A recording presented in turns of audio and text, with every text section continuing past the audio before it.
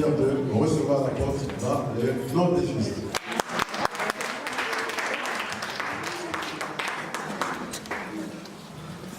Gloire à Dieu. Amen. Il y en a beaucoup qui se sont fatigués, qui sont rentrés se coucher. Mais ceux qui sont restés, vous allez recevoir le meilleur.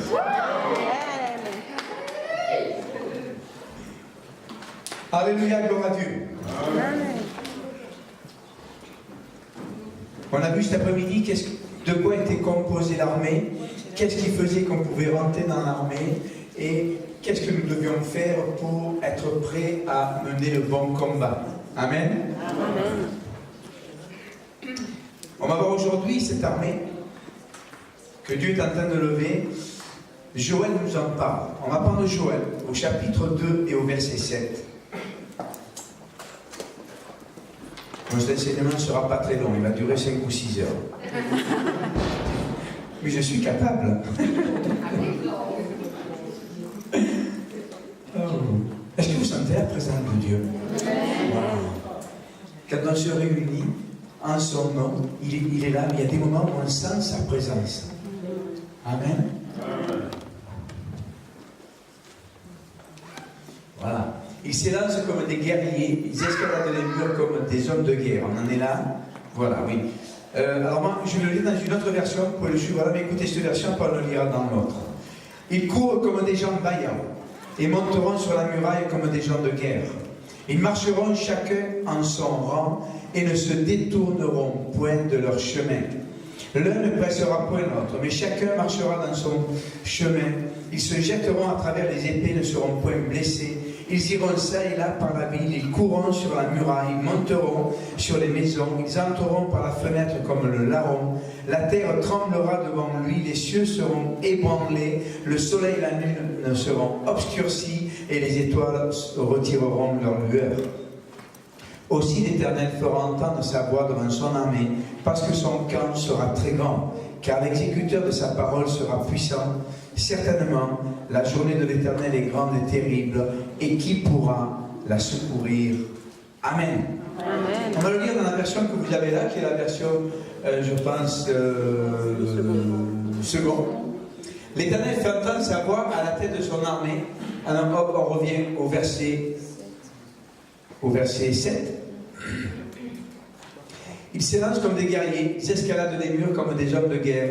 Chacun va son chemin sans s'écarter de sa route. Ils ne se bousculent pas les uns les autres, chacun garde son rang, ils se précipitent au travers des projectiles sans arrêter leur marche. Ils attaquent la ville, courent sur les murailles, montent dans les maisons, entrent par les fenêtres comme un voleur. Devant eux, la terre tremble, le ciel est ébranlé, le soleil et la lune s'obscurcissent et les étoiles perdent leur éclat.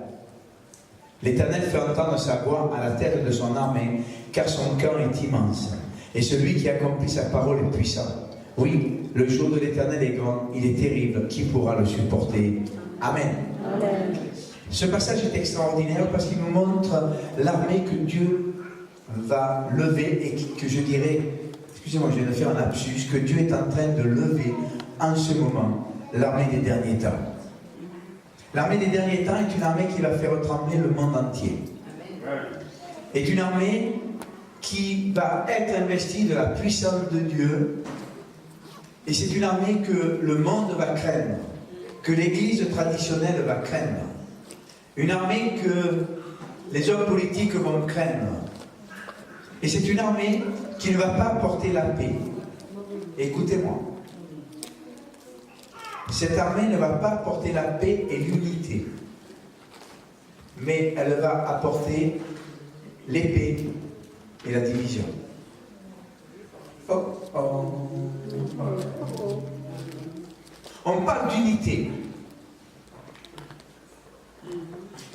Qu'est-ce que dit Jésus? Je ne suis pas venu apporter l'unité, mais la division. Je ne suis pas venu apporter la paix, mais l'épée. Pourquoi? Parce que lorsque vous parlez de la vérité, lorsque vous parlez dans la vérité, et lorsque vous parlez vérité, automatiquement, tout ce qui n'est pas vérité va être ébranlé. Si vous parlez par l'esprit de vérité, vous allez vous dresser contre l'adversité, contre le diable, qui est le père du mensonge. Ne vous y trompez pas, le diable est le père du mensonge. Et l'Église actuellement, le corps de Jésus-Christ, actuellement, vit dans le mensonge. Dans le mensonge déjà par rapport à la parole de Dieu. La parole de Dieu a été tronquée. La parole de Dieu a été détournée. Les fondements de l'Église ont été détournés. L'Église vit en plein leurre. Dites leurre. Encore. L'Église pense marcher dans la vérité, mais en vérité, du moins cette Église marche dans un leurre. L'Église est devenue, Jésus en parle d'ailleurs, enfin la parole de Dieu en parle. Elle nous dit que, c'est l'apôtre Paul qui en parle, ne vous laissez pas séduire par ceux qui ont l'apparence de la religiosité, mais qui dans la réalité vivent de la rapine. Ils ont l'apparence de gens humbles, ils ont l'apparence de gens spirituels, mais dans la réalité, ils ne vivent pas ces choses-là. L'Église aujourd'hui donne une image qui n'est pas l'image de l'Église de Jésus-Christ. Écoutez bien ce que je vous dis. Actuellement, l'Église catholique est très secouée, partout dans le monde. Et je connais beaucoup d'évangéliques qui se réjouissent. Moi, je ne me réjouis pas. Vous savez pourquoi? Parce que c'est le christianisme qui est en train de souffrir. C'est le christianisme qui est pointé du doigt. Parce que pour les croyants catholiques, évangéliques ou protestants, c'est tout la même chose. Ils mettent tout dans le même panier. Actuellement, il y a des scandales qui sont en train de sortir. C'était Cindy Jacob qui, en 2014-2015, quand on avait fait le séminaire avec elle en 2015, avait dit que des scandales allaient sortir, que le mensonge politique et dans l'Église allait être mis au grand jour. Elle le dit dans les années qui arrivent, a dit Cindy Jacob, elle parlait de la France là. Mais ça s'étend dans le monde entier. Elle disait que tout ce qui était caché, tout ce qui était mensonge allait être révélé. On a vu, ça a commencé avec le politique. Regardez tous les scandales politiques qui sont sortis. Et c'est pas fini. C'est pas fini. Vous savez, je suis pas un adepte de Macron. Hein. Mais je crois que Dieu est en train de l'utiliser pour faire du ménage. Il est en train de relever tout ce qui ne va pas. Il est en train de lever le voile sur beaucoup de choses, afin de laisser la place libre à ceux qui vont se lever pour Jésus-Christ, pour servir dans la politique. Macron est en train d'être utilisé par Dieu. Il soulève les manquements des uns et des autres. Mais écoutez bien, quand il aura fait le ménage avec les autres, eh bien, Dieu va lever le voile sur ses propres péchés, sur ses propres mensonges. Et là, la place sera libre. C'est pour ça que les mouvements politiques sont en train de se lever, chrétiens sont en train de se lever, parce que Dieu est en train d'agir. Ça a commencé par la politique, et elle l'avait prophétisé, Cindy Jacob. La prochaine fois que je la vois, il faut que je lui dise d'ailleurs qu'elle avait prophétisé ça en France. Ensuite, elle a dit que dans les milieux religieux, les choses allaient commencer. Ça commence par l'Église catholique. Pourquoi? Parce que c'est la plus connue, c'est la plus vue. Mais attention, ça va continuer par le reste. Les protestants et les évangéliques. Tous les scandales vont sortir. Dieu est en train de nettoyer. Dieu est en train de nettoyer le monde du mensonge. Il est en train de se lever contre le père du mensonge à travers la vérité. Si tu veux combattre le mensonge, tu dois marcher dans la vérité. L'armée qui se lève est une armée qui va marcher dans la vérité, une armée qui investit d'une autorité spirituelle, autorité que Dieu lui a donnée. Là on voit, on a vu dans le dernier verset où il est dit, l'Éternel fera entendre sa voix à la tête de son armée. Dieu lui-même se lève à la tête de la dernière armée, de cette armée que nous sommes en train de constituer. Quand je dis nous, il n'y a pas que notre mouvement, il y a plein de mouvements qui se lèvent dans le monde entier pour justement ce dernier réveil. Plein de mouvements qui vont converger les uns vers les autres. Dieu est en train de faire une séparation. Il est dit, ils courent comme des gens vaillants, comme des gens de guerre, dans d'autres versions. Ils montent sur les murailles comme des gens de guerre. Ils marcheront chacun son rang et ne se détourneront point de leur chemin. L'Église s'est détournée. Écoutez bien ce que je vous dis. L'Église s'est détournée du but qui lui a été donné. Le but de l'Église, c'est d'accomplir ce que Jésus a accompli. Pourquoi Jésus est venu? Pour détruire les œuvres du diable. Le rôle de l'Église est de détruire les œuvres du diable. Le rôle d'un prédicateur n'est pas de prêcher, mais de détruire les œuvres du diable. Et la prédication est son arme. Il y a un autre passage dans Joël, un peu avant, si on peut le trouver, vous me le mettrez, où il est dit que chacun réveillait les héros. Hein, c'est dans Joël, je crois que c'est dans Joël chapitre 1, si mes souvenirs sont bons, vérifiez. Réveiller les héros. Hein,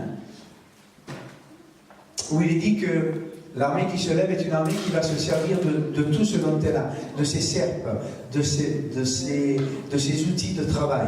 Hein, je voudrais qu'on puisse trouver ce passage. 3 Joël 3.9. 3.9, voilà, Joël 3.9. Mettez-moi Joël 3.9, j'avais oublié de le notifier.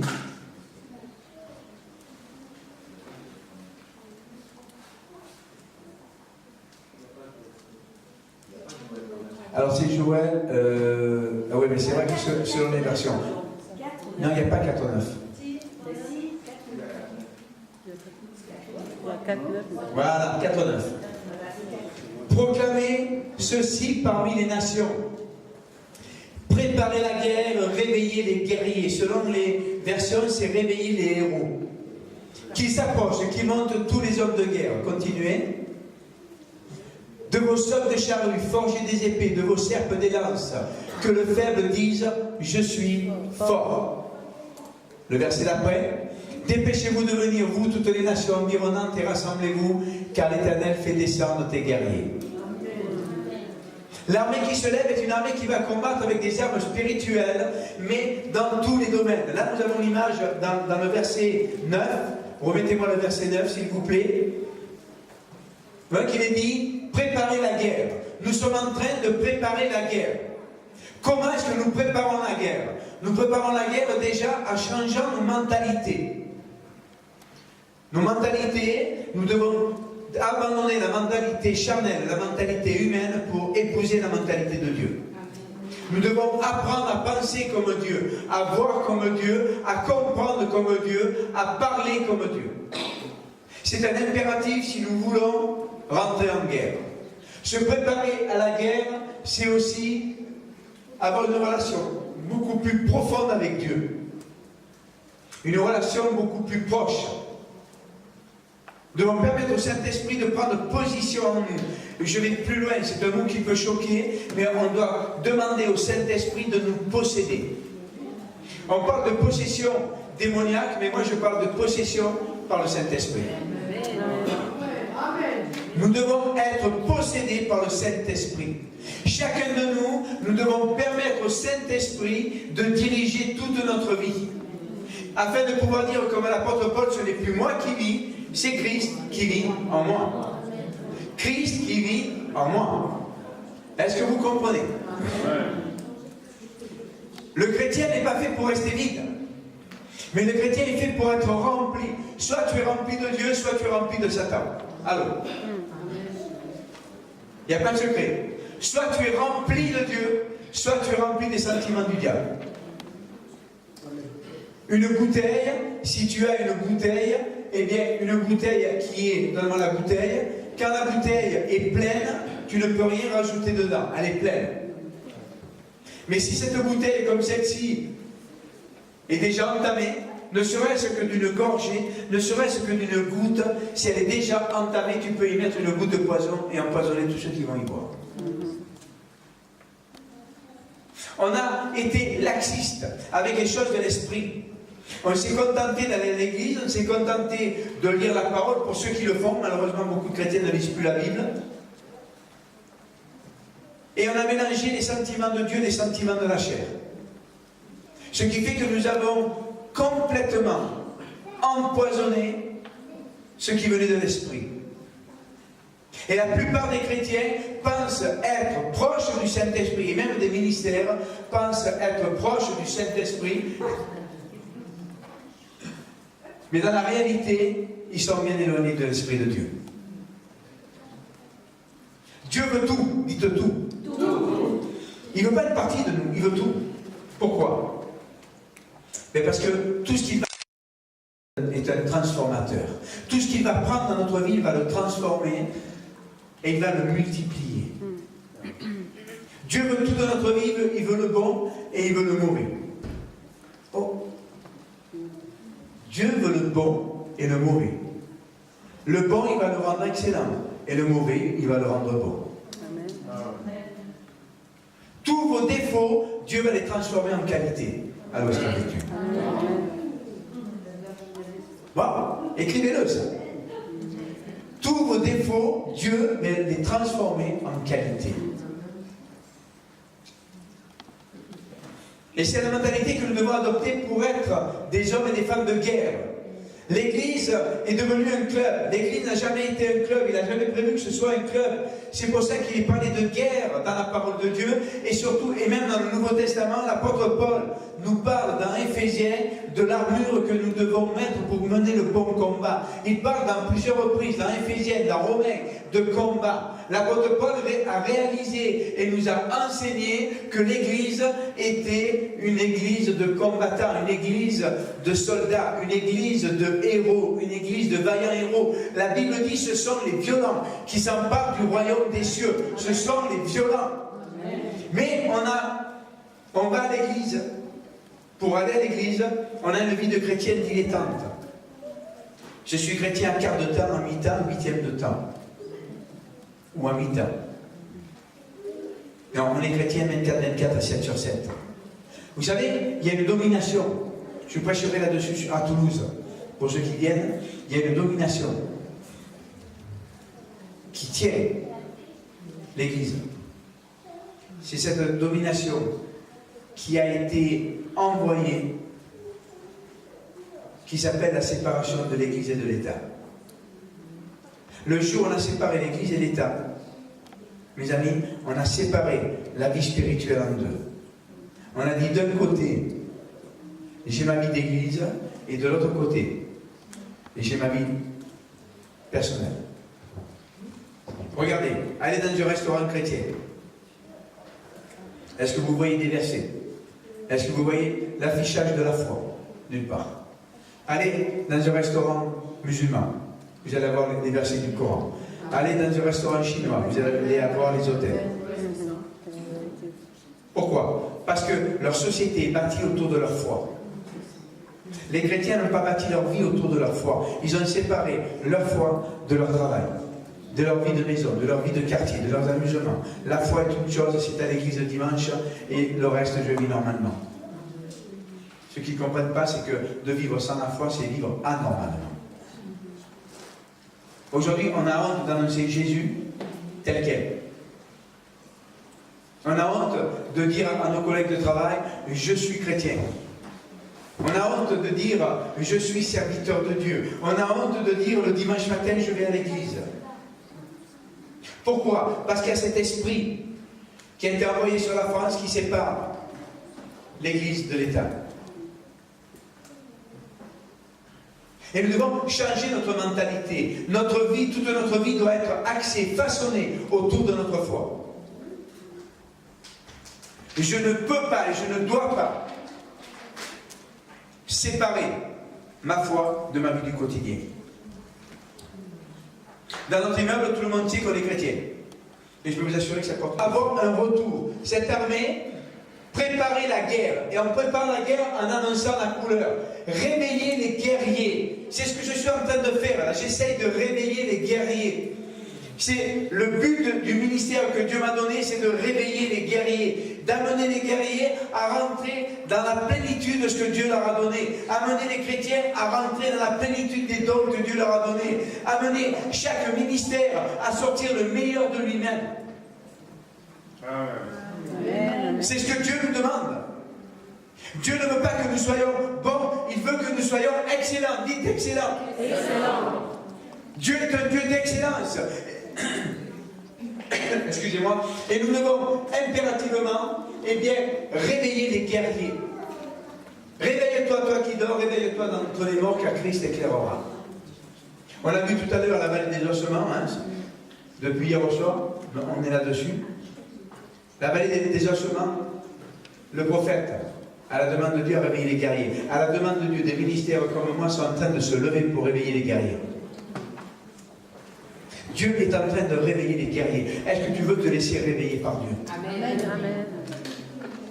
J'ai tout à l'heure après la réunion, on est allé à l'hôtel, et puis on s'est allongé pour se reposer, et à un moment donné, merci.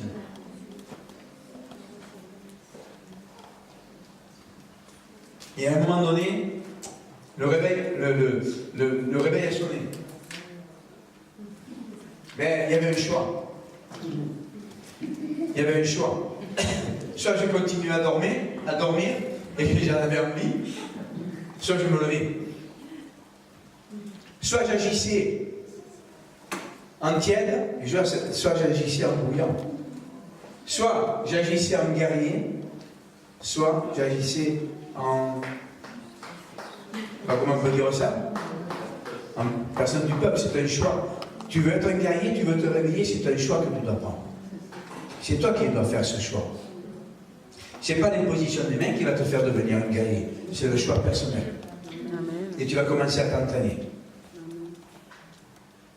Il est impératif, lorsque nous rentrons dans l'armée de Dieu, de nous approcher et de monter tous les hommes de guerre. Combien de gens me disent « Oh, je suis appelé à être évangéliste, je suis appelé à être ceci, je suis appelé à être cela. » C'est bien, bravo, super, je suis content pour toi. Mais qu'est-ce que tu fais?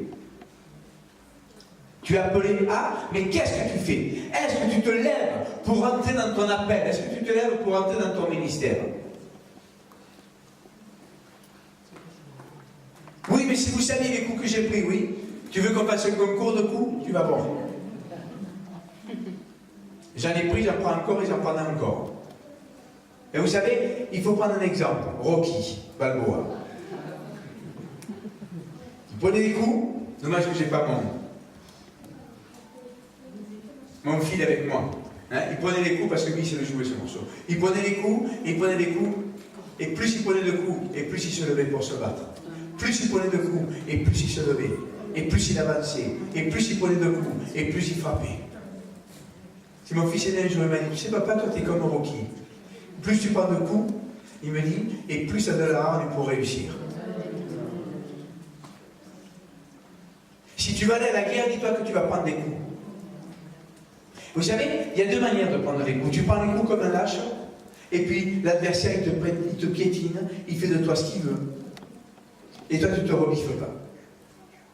Mais il va te tuer, ne t'inquiète pas. Tant de gens, quand l'épreuve arrive, commencent à reculer en disant « Oh là là, je me suis levé, oh là là, le diable il frappe. » Mais t'inquiète pas, il frappe pas parce que tu t'es levé, il frappe parce qu'un jour tu as dit « Je veux Jésus comme Seigneur et Sauveur. » Mais par contre, si tu ne te lèves pas, dis-toi bien qu'il va te dévorer. Vous savez, le diable sépare pour mieux régner.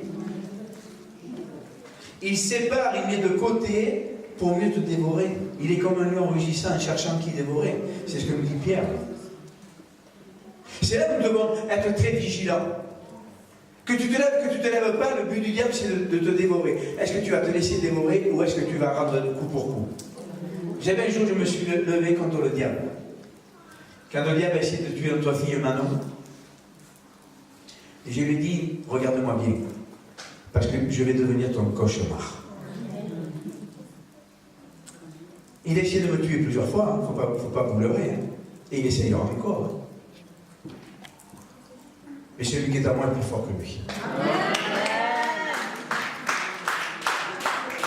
Et je lui dis, regarde-moi, tu as voulu tuer mon enfant, ah, écoute-moi bien, je vais faire des dégâts dans le terrain. Avertis tes sbires que chaque fois qu'ils vont me voir, ils vont souffrir.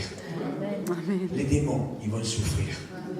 Parce que je vais tout faire pour que la puissance de Dieu soit en moi en permanence. Et que chaque fois, que je sois toujours prêt, que quand je rencontrerai un démon, il va se rappeler de comment je m'appelle. Je veux que mon nom fasse trembler l'enfer. Amen. Est-ce que tu veux que ton nom fasse trembler l'enfer? Est-ce que tu veux, si, que quand tu arrives quelque part, les démons du coin commencent à trembler, à jouer des castagnettes? C'est un choix que nous devons faire. On doit monter, on doit partir à la guerre. Vous savez, quand David a regardé Goliath, il a vu que Goliath était un géant, toute l'armée tremblait. L'Église tremble devant le diable. L'Église tremble devant le monde. Et on a quelqu'un de notre équipe qui est avocate. Et qui écoute mes prédications. Hein, elle est pasteur dans notre équipe. Elle est à Nîmes. Elle écoute mes prédications. Elle dit, oula, ça y est. Bon, je prépare une défense, on ne sait jamais, parce que de ces cartes, tu vas voir que tu vas voir les RG qui vont débarquer dans l'église et qui vont t'amener pieds et poings liés. Mais je serai prête. Au début, on me disait, ne parle pas comme ça, on me dit, ouais, vas-y, je suis prête. Mais je ne peux pas dire, je ne peux pas accepter et dire oui au gouvernement quand le gouvernement me demande d'enseigner les enfants de 4 ans dans la sexualité. Je ne peux pas dire oui au gouvernement quand le gouvernement n'appelle plus papa et maman. Je ne peux plus. Je ne peux pas l'accepter. Je ne peux pas accepter le gouvernement quand il dit marier les homosexuels, c'est normal. Je ne peux pas. Je peux faire aller en prison, je suis allé pour le diable, je réponds Dieu, mais vous savez qu'ils me mettent en prison. Vous tenez ce que je vous dis, ils vont vite me relâcher. Ils auront 2 solutions, soit ils me relâchent. Parce que dans la prison, j'aurai de quoi faire une église. Et en plus, c'est gratuit, je ne paierai pas d'impôts. C'est un choix d'être un guerrier. C'est un choix. Le diable, il ne te fait pas de cadeau d'essai de t'impressionner. Le diable, il est comme un chien. Un chien, si tu pars en courant devant lui, il va te courser derrière et il va te mordre. Mais si tu lui fais face, quand il aboie, tu vois, c'est le chien. Comme si, à reculer, il va dire, celui-là, il est plus fou que moi. Attends, là. Il grogne. Normalement, un humain, ça ne grogne pas. Mais oui, mais moi, je grogne. Et le diable, il est comme ça. Il sait qu'il est vaincu. Mais toi, est-ce que tu le sais? Est-ce que tu le sais? Et là, il dit, verset suivant, qui montre tous les hommes de guerre, verset 10, de vos socs de charrues forgez des épées, de vos serpes des lances, que le faible dit, je suis fort. Beaucoup de gens, et dans les années 90, c'est notre faute à nous, serviteurs de Dieu, parce qu'on a mal enseigné les choses. Tout le monde a cru qu'il pouvait être pasteur. Alors tout le monde s'est mis pasteur, évangéliste, prophète. Alors maintenant, des prophètes et des apôtres, il y en a un peu tu en voilà. Vous voulez être apôtre, je vous laisse ma place, il n'y a pas de problème. Tu vas voir comme c'est rigolo.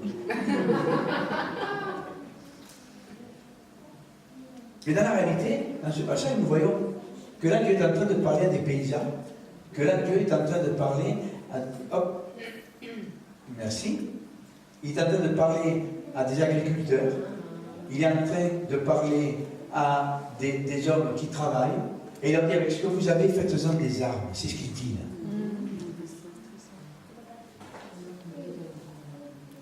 Ton métier doit devenir une arme contre le diable.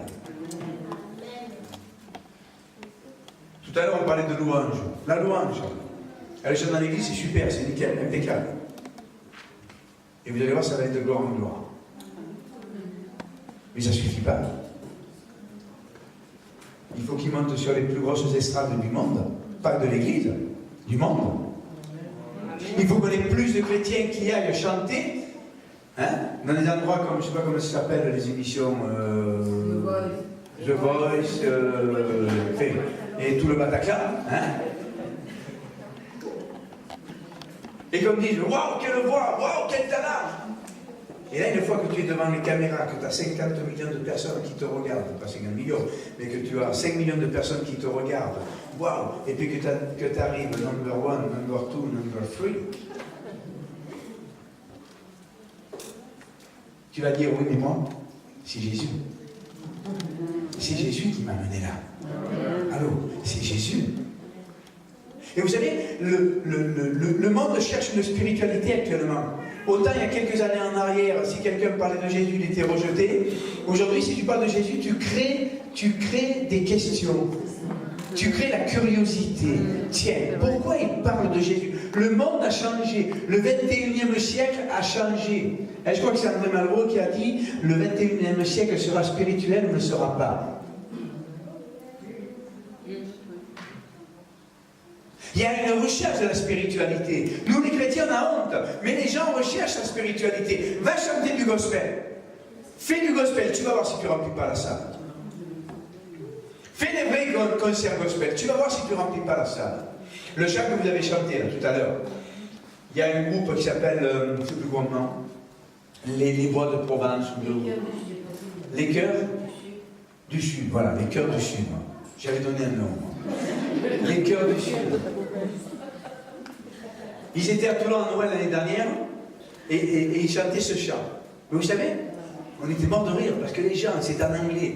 La plupart ne comprennent pas trop, surtout dans le midi. Et ils commençaient à chanter, les gens tapaient des mains. Et puis tu avais des musulmans qui tapaient des mains. Et lui, il dit, levez les mains. Les gens, ils levaient les mains, ils louaient Dieu, ils ne savaient pas. Les musulmans, ils louaient Dieu, ils disaient, yes. Ça, c'est ce verset. Forgez des épées avec vos charrues. Tu es dans une entreprise, tu es secrétaire, avec ton métier, forger des épées. Tu es secrétaire, tu as accès à tout et à tous. Commence à parler. Commence à écouter. Et commence, dans ton métier, à répandre l'évangile. Il y a quelques années, j'ai fait une crise d'identité et j'ai demandé à Dieu de me prouver que je pouvais encore gérer une société.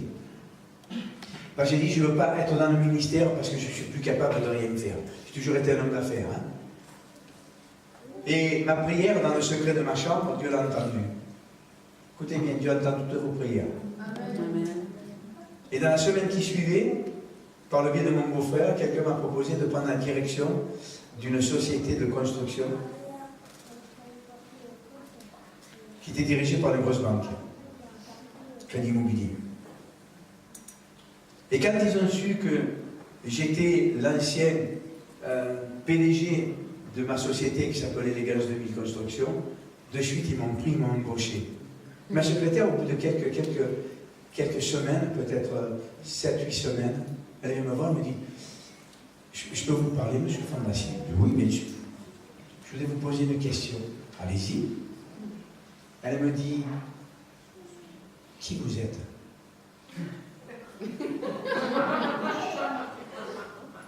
Christian Joseph Antoine, Jean-Louis Nicolas. That is me. Et j'ai dit, comment ça? J'ai compris ce qu'elle voulait me dire. Et comment ça? Elle me dit, écoutez, vous ne donnez pas plus d'argent que les autres directeurs. Vous criez jamais. Vous ne vous disputez jamais avec les artisans. Ils arrivent furieux. Ils repartent. Vous n'avez pas donné un centime de plus. Et ils repartent, ils ont la banane. Ils disent, oh, qu'il est bien cet homme.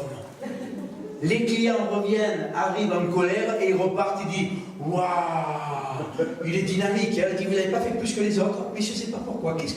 Qui vous êtes? Alors je lui dis, écoutez bien, mais je suis chrétien. Ah oui?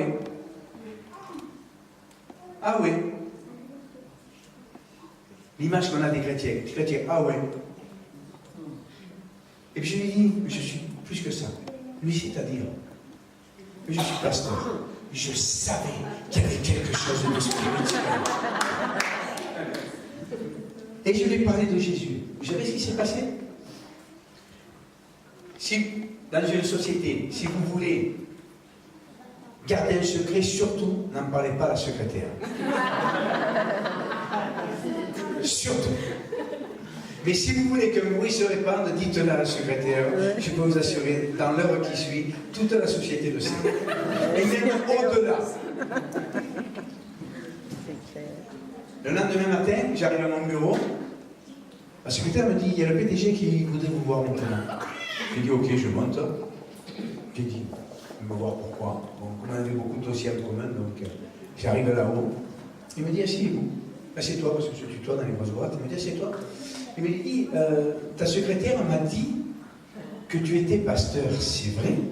J'ai dit, oui. T'es pasteur? Oui. Ok. Il prend le téléphone, il appelle sa secrétaire et dit, pas de rendez-vous, jusqu'à ce que je vous rappelle. Et il me confie sa vie. PDG du Crédit Immobilier. Et il me dit, qu'est-ce que tu peux faire pour moi? Moi? Oui. Mais par contre, je connais quelqu'un qui peut faire quelque chose. J'ai dit, Jésus, il peut t'aider. Alors que Jésus m'aide, parce que je suis au bord du divorce, je suis au bord de ceci, au bord de cela. Il me dit, ma vie est en train de s'écrouler. J'ai dit, je vais prier pour toi. Vous savez ce qu'il a fait, le PDG? Il s'est mis à genoux. Ça que je lui demande. Prie pour moi, j'ai prié pour lui. Il a accepté Jésus comme Seigneur et Sauveur. Et ça,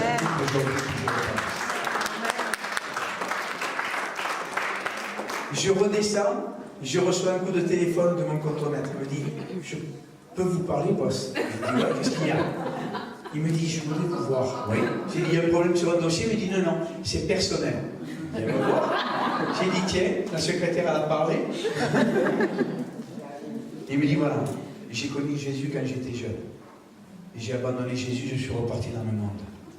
Je sais que vous êtes pasteur, je me suis renseigné. Effectivement, vous êtes pasteur. Je veux revenir à Jésus, vous pouvez m'aider. Mais bien sûr, mon ami, allez, on va prier ensemble. Et il est revenu au Seigneur. Amen. Mon arme, c'était mon titre. Amen. Ton arme, tu l'as entre les mains. Tu es artisan.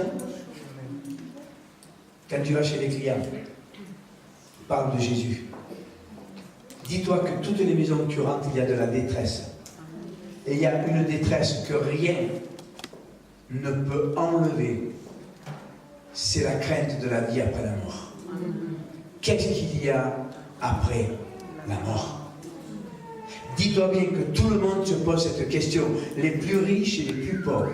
Qu'est-ce qu'il y a après la mort? Et toi, tu as la réponse. Vous savez, n'essayez pas de faire plaisir aux gens.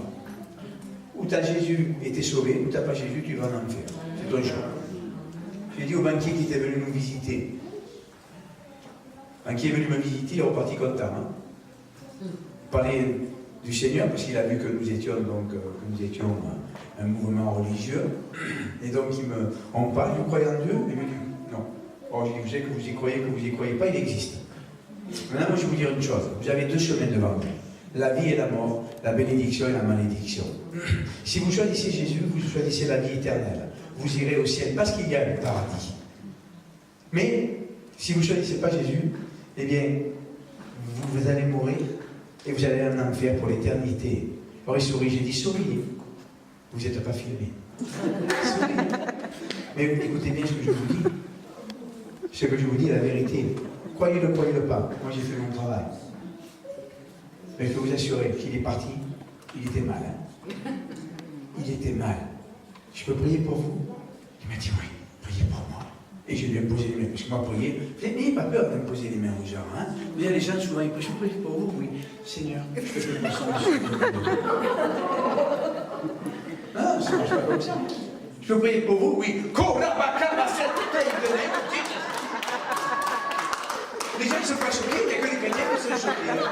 Mais les gens ne sont pas choqués.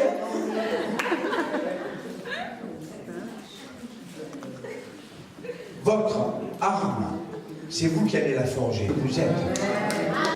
Vous allez la forger avec votre travail, la forger avec vos dons. Vous allez la forger avec vos connaissances. Erreur fondamentale des chrétiens, ils se coupent des gens du monde. Continuez à avoir des relations avec des gens du monde. Je suis mis entre chrétiens, la lumière, le brio. Mais va dans les ténèbres. Jésus, où il allait, Jésus? Alors moi, Jésus, il n'allait pas dans l'église.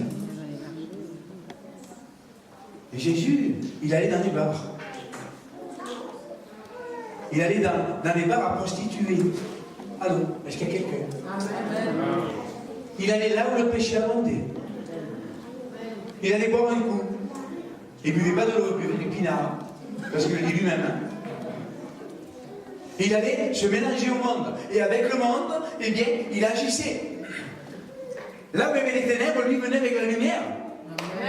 Il allait dans les endroits malfamés. Il allait partout où il y avait la détresse. Il allait là où il y avait les lépreux, où il y avait la misère. Mais il allait là aussi où il y avait les riches avec leurs orgies, parce qu'à l'époque c'était la mode. Il allait là et il annonçait la lumière, il annonçait la vérité et il apportait le royaume de Dieu. C'est là où vous devez être. Les chrétiens se coupent du monde, d'erreurs fondamentales. Tu n'es plus de ce monde, mais tu es dans ce monde. Et dans ce monde, tu dois être là où se trouvent les pécheurs. Maintenant, tu dois faire la différence. Tu dois être fort. Il ne faut pas te laisser entraîner par le péché. Allô? Attention. Je connaissais un jeune qui avait donné sa vie au Seigneur. Hein, quand on avait l'église, il y a une trentaine d'années, une vingtaine d'années de ça. Et puis, tous les week-ends, il rentrait, il avait les yeux jusque là. Qu'est-ce que tu fais que tu as les yeux comme ça? Il me dit, tous les week-ends, je vais évangéliser dans les bars. Et comme Paul a dit de se faire tout à tous, alors comme il se saoule, je me saoule avec eux, je vais ramener sur Jésus. Il n'a jamais amené personne au Seigneur. Hein? Est-ce que vous me comprenez? On doit fréquenter le monde. Et la guerre, nous n'allons pas la faire avec des armes physiques, mais avec des armes spirituelles. Dans les affaires, invitez des hommes d'affaires, invitez des femmes d'affaires. Vous savez, les gens ont besoin d'entendre parler de Jésus, ils cherchent. Ils cherchent Jésus. Après, il accepte pas, c'est pas ton problème, tu as fait ton boulot, toi. Mais tu dois détruire les œuvres du diable, là où se trouve le diable. Vous remarquez des fois, il y a plus de démons dans les églises qu'à l'extérieur. Hein? On est bien d'accord. Des fois, si tu veux chasser les démons, reste dans l'église, tu vas voir que tu vas avoir du boulot, mon gars. Ensuite, le verset suivant, il dit que le faible dise je suis fort. Comme une fois, il dit ah oui, mais je ne me sens pas d'aller évangéliser parce que j'ai tellement de problèmes. On s'en fout de tes problèmes. Ils ne nous intéressent pas tes problèmes, mon gars. Nous, ce qui nous intéresse, il n'y a qu'une chose qui intéresse Dieu, c'est que tu trouves la solution et puis que tu puisses crier je suis fort. Amen. Tu te sens faible, tous on se sent faible. Tous. Qu'est-ce qu'elle dit la Bible? Tu te sens faible, pleure sur ton sort. Il y a beaucoup. Ah, beaucoup. Je suis pas bien.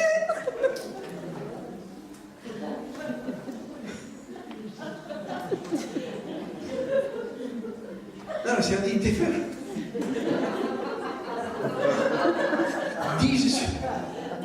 Dis, je suis fort. Maintenant, tu peux être très mal. Tu fais une dépression nerveuse, c'est sûr que tu es mal. Et tu n'as pas la capacité, selon l'état de ta dépression, de pouvoir mener le combat. Et c'est là où vont intervenir les frères et les sœurs, les ministères qui vont mener le combat pour toi. Mais on n'est pas tous dans la dépression.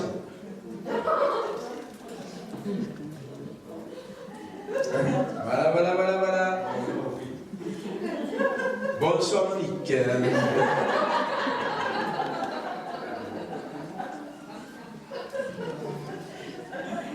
Est-ce que vous me suivez? Le faible dit je suis fort. Il y a des moments où je me sens faible. Il y a des moments où tu ne te sens pas à la hauteur de la situation. Écoute bien ce que je te dis. Gloire à Dieu que tu ne te sens pas à la hauteur de la situation. Autrement tu tombes facilement dans l'orgueil. Mais là tu dis je suis fort. Pourquoi je suis fort? Eux, là ils n'expliquent pas. Là ils parlent de la proclamation. Mais la parole de Dieu nous l'explique.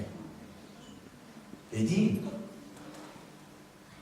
je suis fort par celui qui me fortifie. Je puis tout par celui qui me fortifie. Et c'est Jésus. Parce que nous avons Jésus à nous, nous pouvons dire je suis fort. Non pas par mes forces, mais par ses forces. Non pas par moi, mais par lui. On a vu le verset ce matin, que nous avons des forces déjà personnelles. Va avec la force que tu as. Mais le passage suivant, le verset qui doit suivre après, c'est ni par puissance, ni par force, mais par ton esprit. Commence à faire un pas vers Dieu et Dieu fera un pas vers toi. Est-ce que vous me suivez? Et là, tu es dans l'état d'esprit de dire rien ne m'arrêtera. Rien ne m'arrêtera. Rien ne m'arrêtera. Je suis fort en Jésus-Christ. Je suis fort par Jésus-Christ. Ça, c'est la mentalité du guerrier. Ensuite, verset suivant, ce qu'on a vu tout à l'heure. Rassemblez-vous là où l'Éternel fait descendre tes guerriers. On est dans les temps où l'Église doit se rassembler. Se rassembler où? On ne parle pas de lieu physique. L'Église doit se rassembler dans la prière, dans le royaume de Dieu. Nous devons aujourd'hui comprendre que nous devons prêcher le royaume de Dieu. Nous, serviteurs de Dieu, nous devons prêcher le royaume de Dieu. Arrêtons de prêcher le salut. Jésus n'a jamais dit prêcher le salut, Jésus a dit prêcher le royaume de Dieu. Le royaume de Dieu, nous dit l'apôtre Paul, c'est un royaume, c'est un lieu qui existe, qui est spirituel, dans lequel nous devons résider. Vous savez, c'est pour ça que il est écrit, c'est l'apôtre Paul qui le dit dans Romains, que nous sommes assis à la droite du Père en Jésus-Christ. et que nous régnons avec lui. Notre enveloppe, elle est là. Mais notre esprit, mon moi éternel, mon âme, doit être spirituellement assis à la droite du Père en Jésus-Christ. Pour ça, je dois être en Jésus. On a vu tout à l'heure. Je dois être en Jésus. Est-ce que je suis en Jésus? Est-ce que je suis en Jésus? Vous savez, beaucoup de gens, quand ils ont un problème, ils le voient comme une montagne. Pourquoi? Mais parce qu'ils ne s'élèvent pas spirituellement. Ils voient le problème d'en bas et ils disent, waouh, c'est trop gros pour moi. Mais élève-toi spirituellement. Monte sur une montagne et regarde ton problème. Tu vas le voir beaucoup plus petit. Vous savez, on prend souvent l'avion, hein, puisqu'on voyage énormément. L'avion fait partie de notre quotidien. Hein. Et quand on regarde le mont Faron, et bien on dit, waouh, qu'est-ce qu'il est grand, il est haut, 700 mètres, waouh. Mais quand on passe un avion au-dessus, on dit, c'est un caillou, hein, tout petit. Si tu vois la tour Eiffel d'en bas, tu dis, waouh. Quand tu vois la tour Eiffel d'avion, tu la cherches. Hein. Parce que 320 mètres, c'est rien du tout comparativement aux milliers de mètres dans lesquels, là où tu te trouves. Est-ce que vous me suivez? Si tu veux être vainqueur, tu dois t'élever. Si tu vois les choses d'en bas, tu les vois grosses, tu t'élèves. Ah, tu dis c'est plus petit. Et tu t'élèves encore. Et tu dis, waouh, c'est tout petit. Tu dois voir les choses du royaume de Dieu. Tu dois t'élever dans le royaume de Dieu. Tu dois t'élever spirituellement dans la prière. Tu dois t'élever dans la connaissance. Tu dois t'élever dans la connaissance spirituelle, dans la connaissance de la parole de Dieu, mais surtout dans la connaissance du cœur de Dieu. Si tu n'as pas cette connaissance-là, tu ne pourras jamais être un bon guerrier. Prenons le passage de tout à l'heure. Joël, chapitre 2, non, l'autre verset. 2, 7.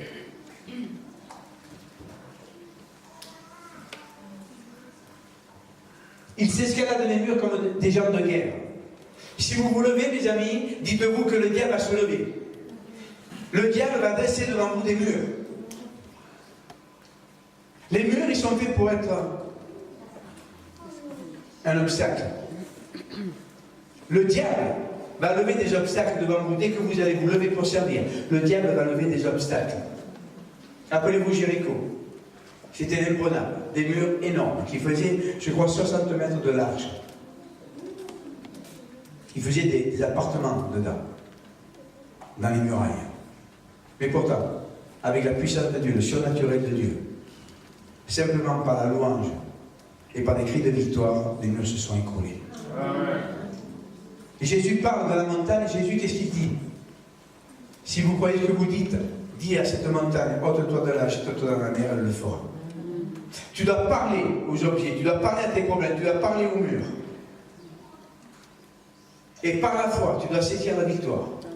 Et pour saisir la victoire par la foi, tu dois agir. Ils escaladent les murs comme des hommes de guerre. Ils escaladent les murs. Tu dois agir. Quand tu es devant une épreuve, ne commence pas à te coucher, ne commence pas à te poser des questions, ne commence pas à dire « je n'y arriverai pas », ne commence pas à dire « oh là là, c'est trop dur pour moi ». Non, non, escalade ton problème. Jette-toi sur ton problème. Escalade-le. Fais comme Goliath et David. David a foncé sur Goliath. Fonce sur ton problème. La mer Rouge, qu'est-ce qu'il a fait, Moïse? Il n'a pas dit, on va construire des barques. Non, non, il a dit, hop, il a écouté Dieu, il a pris le bateau, il a dit, allez hop, la mer va s'ouvrir. Par la foi, tu dois résister à tes problèmes, tu dois escalader tes problèmes. Toi, comme un homme de guerre, il a peur de rien. Tu dois marcher dans la foi. Tu ne dois pas craindre pour tes lendemains, tu ne dois pas craindre pour ta vie, tu ne dois pas craindre pour ta famille, tu ne dois pas craindre pour ton futur, parce que Dieu est maître de tout. Dites Dieu est maître de tout. Dieu est maître de tout. Et tu dois marcher dans cet état d'esprit, ne pas craindre. Ce que je crains, dit Job, c'est ce qui m'arrive. Et quand tu es devant l'épreuve, escalade l'épreuve, monte-lui dessus, marche-lui sur la tête. Ne permets pas une épreuve de t'arrêter. Mais fonce. Et là, ils disent, chacun a son chemin sans s'écarter de sa route, continue. Ils ne se bousculent pas les uns les autres, chacun garde son rang. On l'a vu un peu tout à l'heure, l'armée de Dieu doit être une armée disciplinée. Chacun a sa place, chacun son travail, chacun son appel, chacun son ministère, chacun son don.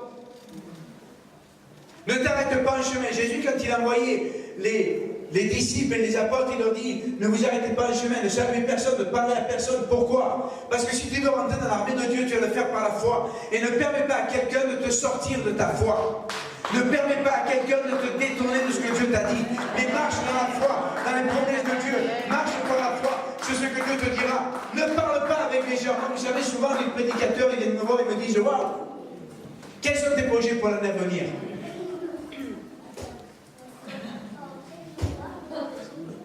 Mais comment ça? Ben, je continue ce que j'ai fait.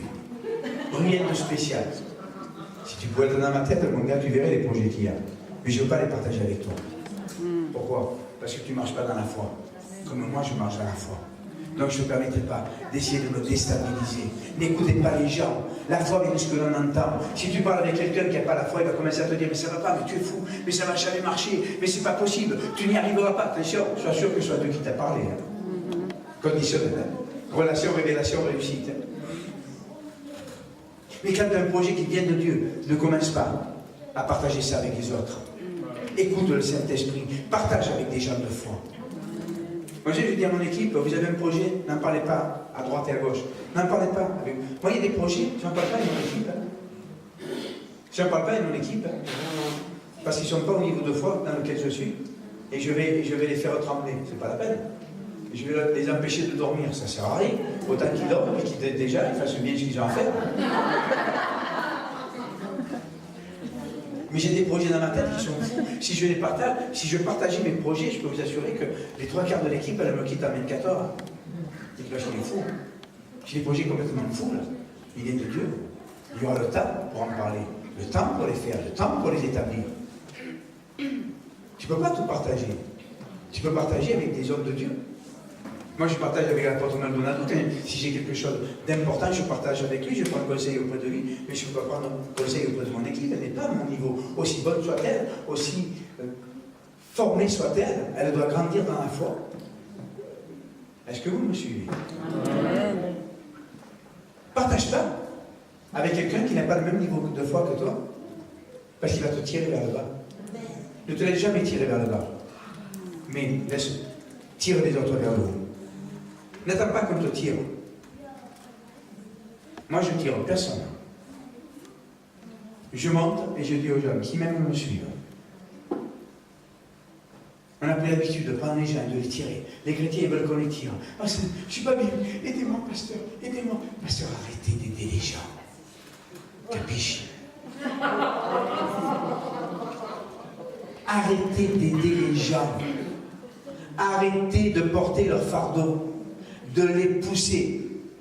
Nous, pendant des années, on a élevé des gens, on les a élevés, on les a tenus. Puis à un moment donné, tu ne peux plus les porter, hein, parce qu'ils grossissent, en plus ils sont enseignés. Et puis ils deviennent de plus en plus lourds. Et quand tu les lâches, ils tombent. Mais ils tombent de plus haut, et ils se font beaucoup plus mal. Notre rôle à nous, c'est d'enseigner à garder ce que Christ a prescrit. Ciao, arrivederci. Pas plus. Les gens vont vouloir aller plus loin. Moi, j'avance. Et ceux qui m'aiment, je monte. Ceux qui m'aiment, ils me suivent. Ceux qui ne m'aiment pas, je les aime toujours de loin. Mais moi, je ne vais pas redescendre. Parce que si je redescends, il faut que je remonte. Pendant des années, on a fait ça. On est descendu. Ah, je ne peux pas le laisser, pécheur. Je ne peux pas le laisser. Allez, je descends. Viens, je te prends. Et puis tu te prends pour le Saint-Esprit. Tu montes les gens. Montre-moi dans la parole, quand est-ce que Jésus a fait ça? Jamais. Il a dit, venez à moi. Vous tous qui êtes fatigués, chargés, je vous donnerai du repos. Venez à moi. Tu es en haut, Jésus est en haut. Et Jésus te dit, viens, moi, monte. Monte, fais des efforts, va, monte. Arrêtez de dépendre des ministères. Vous ne devez pas dépendre de nous. C'est une erreur fondamentale, on n'est pas Dieu. Nous, on a une mission à accomplir, on doit vous enseigner, on doit progresser pour que vous puissiez progresser. Mais arrêtez de dépendre des ministères. Vous savez, il y a un phénomène. Quand je ne suis pas au siège, et ça tous les leaders le savent, ils vivent tout ça, eh bien, quand je ne prêche pas au siège, les gens ne viennent pas. Et quand je prêche, ils viennent. Ah ouais, on savait que tu étais là, on est venu. Et tu crois me faire plaisir? Tu dépends de moi, là. Ah oui, mais comprenez, apôtre, vos prédications sont tellement bien. J'ai dit, mais là, tu es en train d'essayer de me... Marche pas. Tu as tiré de tous les ministères quelque chose. Ça te fait plaisir. Quand ça te fait plaisir, c'est que tu es dans l'orgueil, tu cherches à être élevé. C'est comme ça. Et si tu veux être élevé, Dieu te rabaissera. Amen. Amen. Partage pas. Marche devant toi. Tu as une mission. Il disait, il marchait. Il ne se bouscule pas les uns les autres. Chacun garde son rang.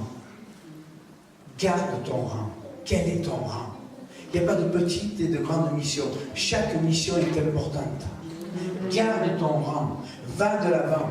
Marche droit devant toi. Ne te détourne, dit le Seigneur, ni à droite ni à gauche. Va devant toi. Ne permets pas aux soucis de la vie de te détourner à droite et à gauche. Mais va devant. Fixe ta vision. Fixe la vision que Dieu t'a donnée. Fixe les rêves de Dieu pour toi. Dieu a des rêves pour toi. Vis les rêves de Dieu pour toi. Vis les rêves de Dieu pour toi. Cherche ces rêves. Moi, j'ai cherché les rêves de Dieu pour ma vie. Moi, j'avais des rêves. Et je pensais qu'ils étaient grands. Mais quand j'ai commencé à entrevoir les rêves de Dieu, j'ai dit, oulala, là, on est mal barré. Parce qu'ils sont beaucoup plus grands. Ils sont beaucoup plus beaux. Et on peut les accomplir parce que c'est lui qui les a rêvés pour nous et c'est lui qui nous a donné les moyens d'y arriver. Marche devant toi. Cherche pas à être ce que tu n'es pas. Cherche pas à être pasteur si tu n'es pas appelé à être pasteur. Tu es appelé à être diacre, sois diacre. Tu es appelé à être un homme d'affaires, sois un homme d'affaires. Tu es appelé à être un commerçant, sois commerçant. Tu es appelé à être un technicien de surface, sois technicien de surface. Sois là où Dieu veut que tu sois. Amen. Et là, tu vas être heureux. Vous savez, il n'y a pas... L'amour de Dieu, pour nous, ne dépend pas de notre situation professionnelle, ni de notre situation familiale, ni de nos vêtements. Dieu, il nous voit nus et crus.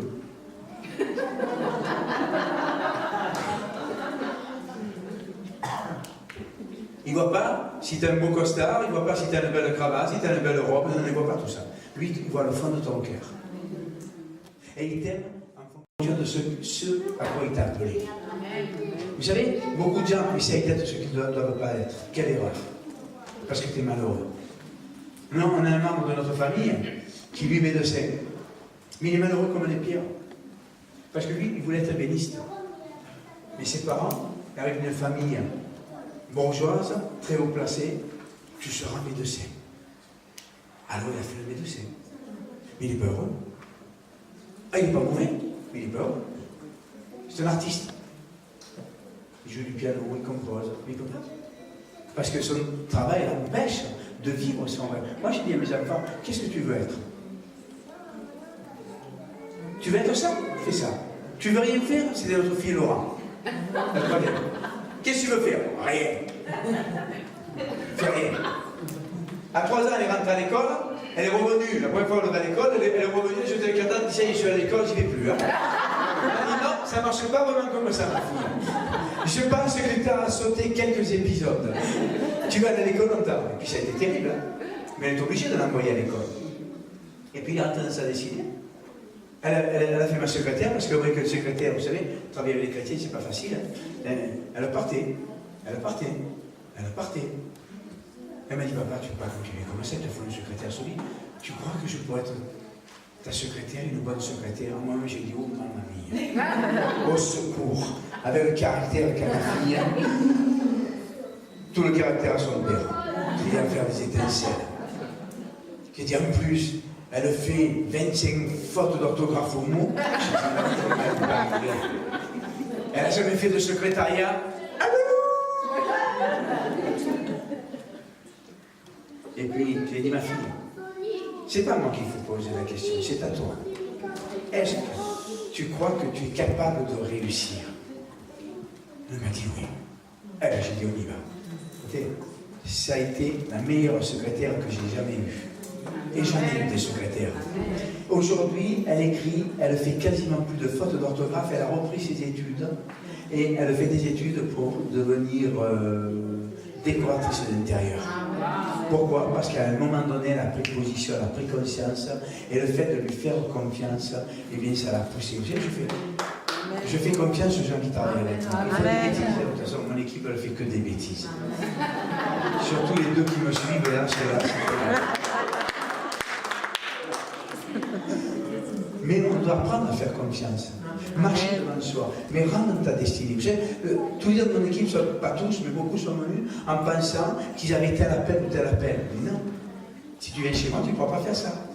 Certains j'arrive à dire, moi je suis au ministère de louange. Oula.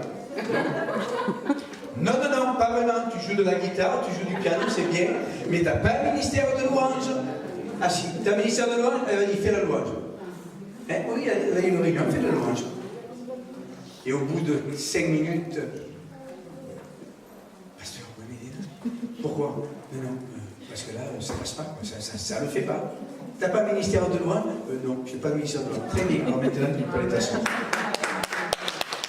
Et ils sont heureux, ils ont trouvé leur voie, ils sont heureux, parce qu'ils s'étaient mis dans une position où, dans l'église où ils étaient, on les avait élevés dans cette position. Et ministère de louange, ils étaient quelques. Pourquoi ils ne savaient pas ce à quoi Dieu les appelait? Vous savez le rôle de l'apôtre? C'est de déceler en vous les ministères, de vous aider à devenir ce que vous devez être.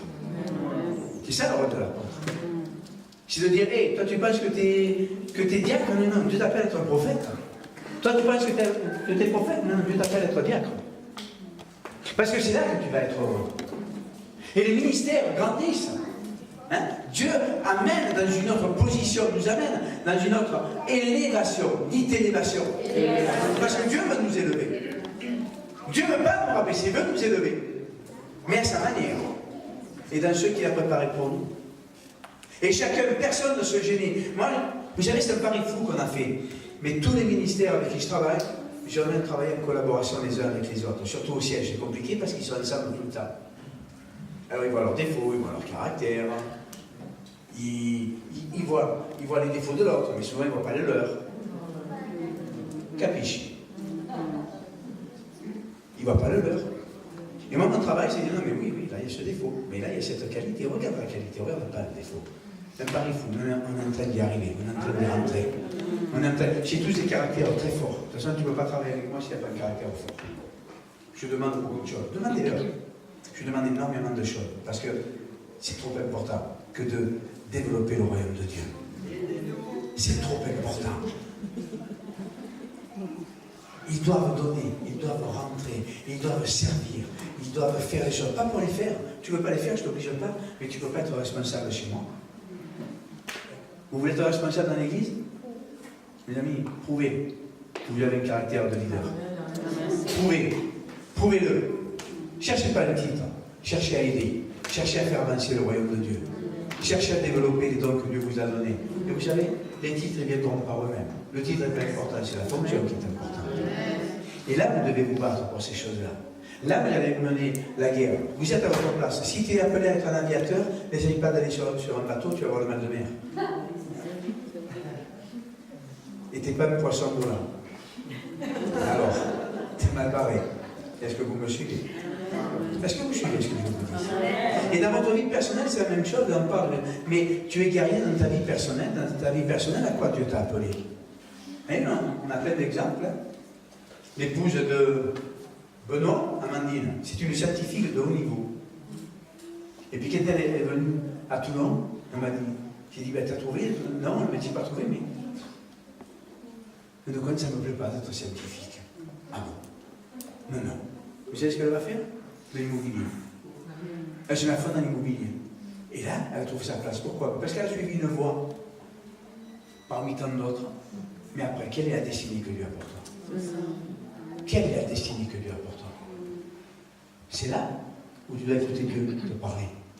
C'est là où nous, les ministères apostoliques, on intervient pour dire attention, là mon ami, allez, on va voir à quoi t'as donné, qu'est-ce qu'il y a au fond de tes tripes. Parce qu'un guerrier doit être heureux. Un guerrier qui n'est pas heureux, c'est un guerrier en danger qui met les autres en danger. Si le guerrier a le souci de la maison, le souci de la famille, le souci financier, il ne peut pas se battre. Parce qu'il ne peut pas être sur le qui-vive. C'est pour ça qu'il doit être épanoui dans toute sa vie. Si vous voulez servir Dieu et être des guerriers, vous devez être épanoui dans toute votre vie. Ne permettez pas à votre vie d'être bousillée.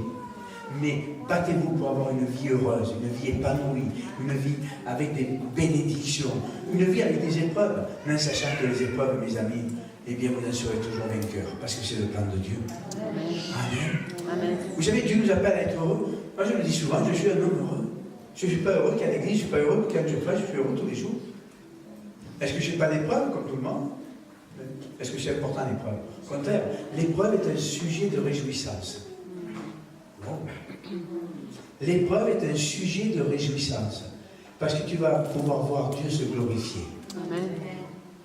Quand les gens viennent me dire, voilà, ça ne va pas, il y a une épreuve, ouais, mais gloire à Dieu. Combien de fois je dis aux gens qui viennent pour la prière, ils sont malades, qu'est-ce que vous avez comme maladie? Oh, j'ai telle maladie, oh, c'est grave, vous savez, gloire à Dieu. Mais comment ça, gloire à Dieu? Ben oui, gloire à Dieu. Dieu va pouvoir se glorifier. Ton problème devient ton arme. Tu es malade? Considère pas ça comme un problème, mais comme une arme. Écoutez-moi. Tu es malade, ne considère pas ça comme un problème, mais comme une arme. Une arme qui va se retourner contre celui qui l'a forgé, le diable. Parce que si tu es malade, la parole de Dieu dit que tu vas être guéri. Et quand tu es guéri, c'est une arme contre le diable. Est-ce que vous me suivez? Amen. Et quand tu commences à aborder la vie comme ça, quand tu commences à aborder les problèmes de cette manière, le diable ne sait plus comment te prendre. Le diable ne sait plus comment te prendre. Pasteur, tu as une division dans ton église, considère ça comme une arme. Parce que quand ton église sera pleine, le diable aura perdu. Amen.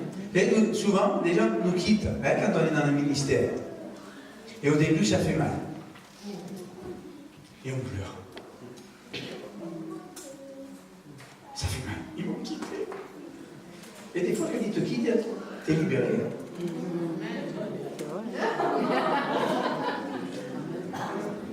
Il y a des moments, quand les gens te quittent, tu es libéré.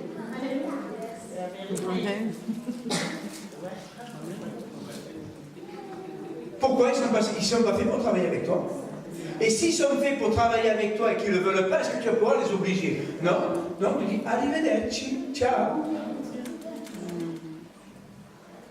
Tu es libéré pour mieux marcher. Là où est l'Esprit de Dieu, là il y a la liberté.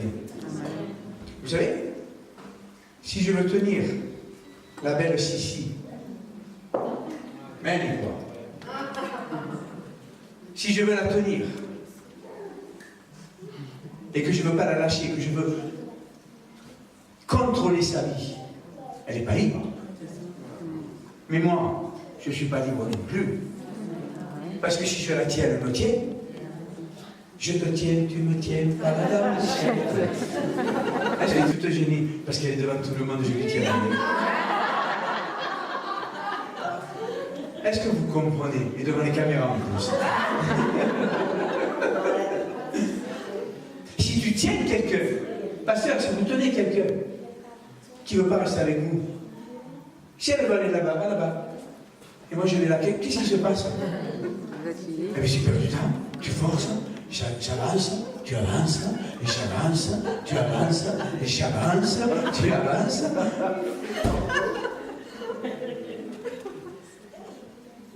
Est-ce que vous comprenez? Écoutez-moi bien. Dans l'église où tu es, la vision ne te correspond pas.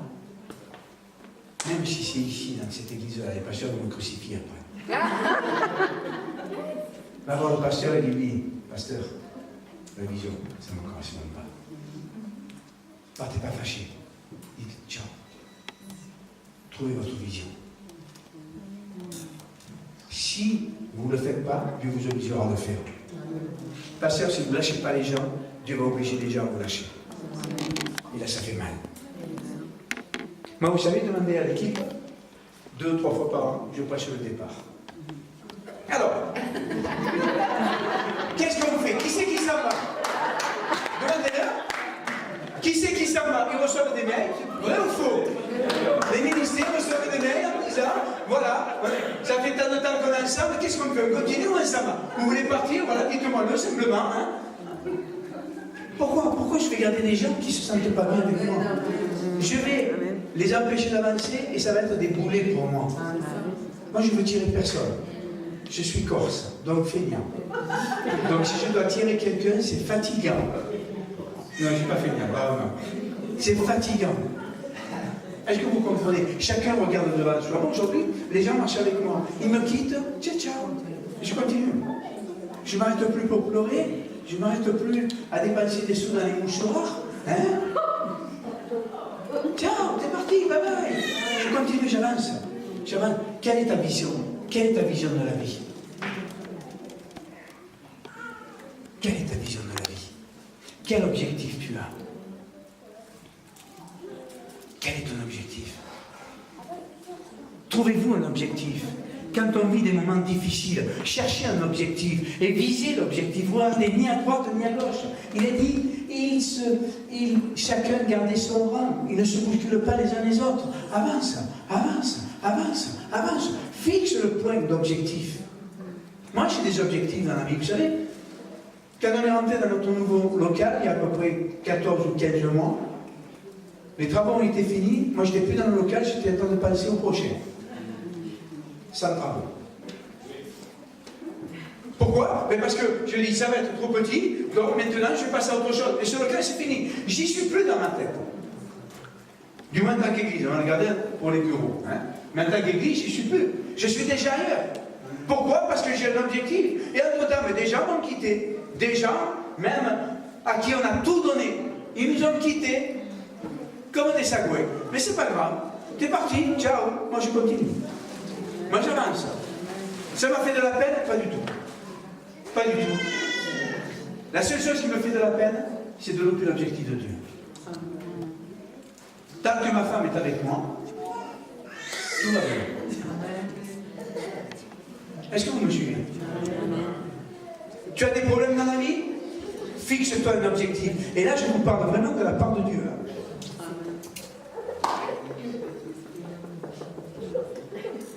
Tu es dans l'épreuve?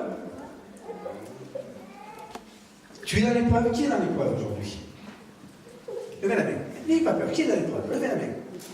Oh, il y en a d'autres. Levez la main. Il n'y a pas de honte. Tous, on a vécu l'épreuve. Alors écoutez-moi, je vais vous donner une clé. Commencez à vous fixer un objectif.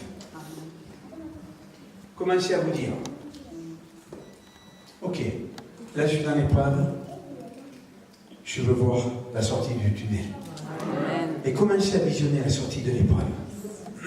Vous savez, quand on est dans l'épreuve, c'est comme si on était dans un puits. On ne voit que ça. On ne voit rien d'autre. On ne voit plus le ciel. On ne voit plus... La vie n'a plus de goût. C'est vrai ou c'est faux? La vie n'a plus de goût.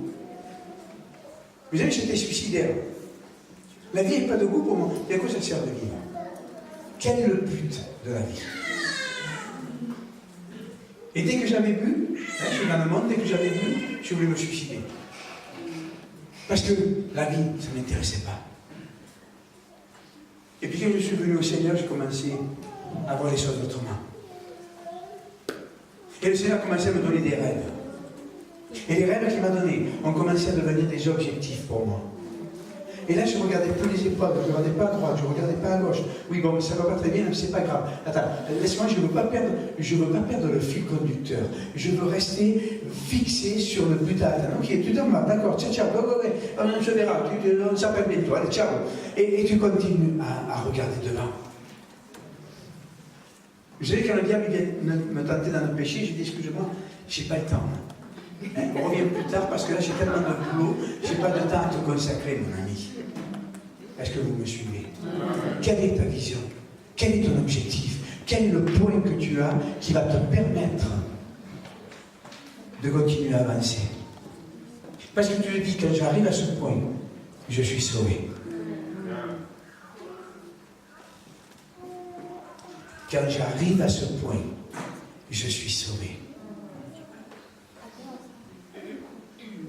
Vous savez, quand quelqu'un est blessé et qu'il est seul, et qu'il doit atteindre un point, s'il doit ramper, il va le faire jusqu'à ne plus pouvoir respirer.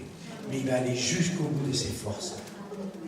C'est la même chose avec Jésus-Christ. Tu es dans les épreuves, rampe, mais avance. Marche centimètre par centimètre, mais avance. Avance. Regarde le but à atteindre. Fixe-toi un objectif. Et ça va plus loin. Quand tu as un objectif, mets toutes les conditions en place.